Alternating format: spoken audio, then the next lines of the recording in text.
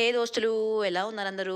Pregnancy healthy snack series లో అయితే second recipe అనమాట, అదే పల్లి ఉండలు. And I'm not professional the cooking, కాకపోతే పాకంతో అయితే ఫస్ట్ టైం ట్రై చేసిన ఈ పల్లి ఉండలు సక్సెస్ అయినా అనమాట. భలే హ్యాపీగా అనిపించింది నాకైతే. అండ్ కరెక్ట్ ప్లానింగ్ తో చేస్తే విత్ ఇన్ 20 minutes లో అయితే అయిపోతుంది అనమాట ఈ రెసిపీ. నాకు తక్కువ క్వాంటిటీ కదా, ఫాస్ట్ గా అయితే అయిపోయింది. ఏం లేదు, పల్లీలు అయితే ఒక కప్పు వేయించుకొని ఇంకా పీల్ తీసుకొని పెట్టేసుకొని సేమ్ కప్ తో అయితే బెల్లం యాడ్ చేసుకోవాలి.